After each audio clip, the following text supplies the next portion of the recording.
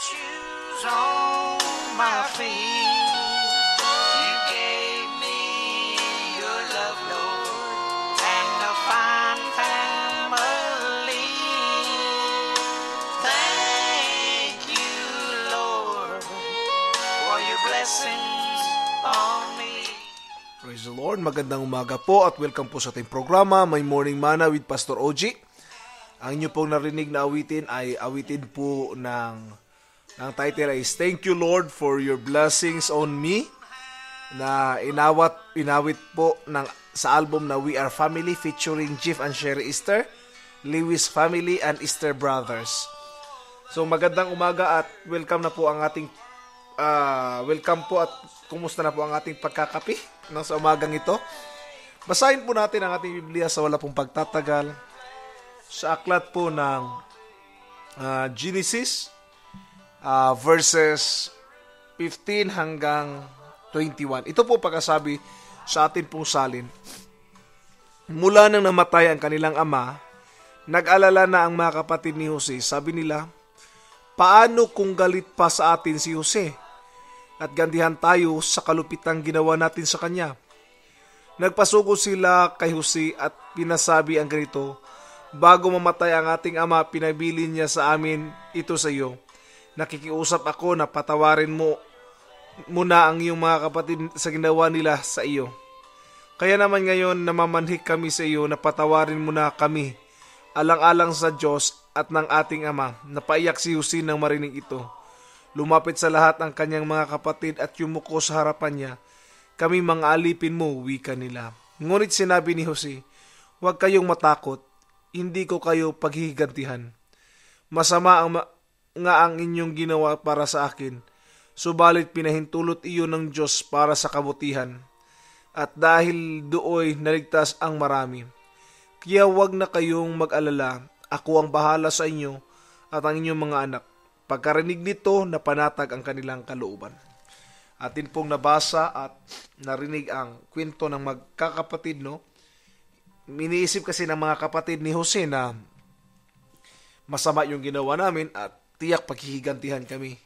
But I will tell you, alam ni Jose na it might be bad for them, but the Lord meant it for good, no? Para sa kanila. Yung verse 20 po ang napakaganda. You meant it evil against me, but God meant it for good, to save many people alive. Totoo po. God's intention is greater than we can imagine. Iniisip ng kapatid ni Jose na mali yung ginawa namin. Pero sabi ni Jose, maganda yun. So this morning, our topic is defining moment. May mga pangyayari sa buhay natin that become a defining moment, no? Naging dahilan pa upang magkaroon ng magandang rason para ipagpatuloy ang mga bagay-bagay. May isang pangyayari po tulad ng nangyari sa Virginia Tech University na may 32 na namatay, but during the time, it became as something positive, some great celebration of the life of the person, no? Nung isa sa mga biktima na yon. Another point po na gusto ko iparating sa defining moment is yung nangyari sa kapatid ko.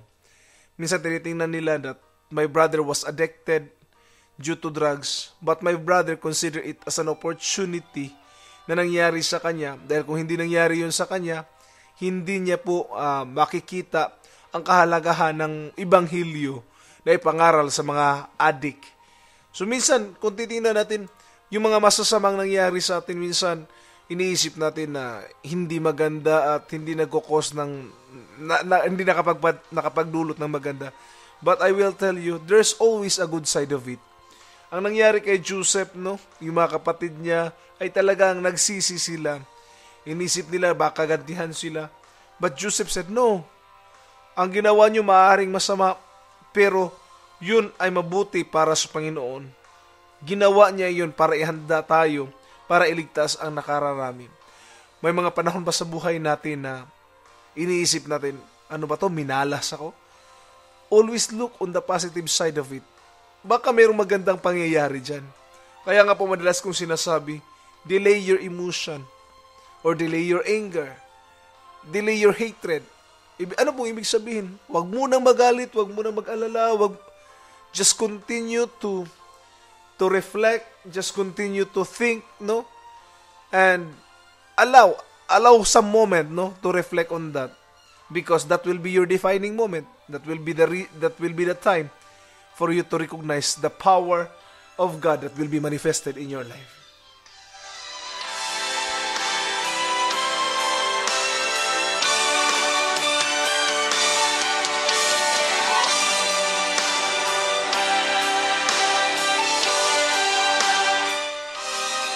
Minsan pa po nagbabalik, ang inyo pong narinig na soundtrack ay soundtrack po na The Truth is Marching On, the complete original soundtracks from the Tali Trio, no? Yun po yung soundtrack ng the Tali Trio.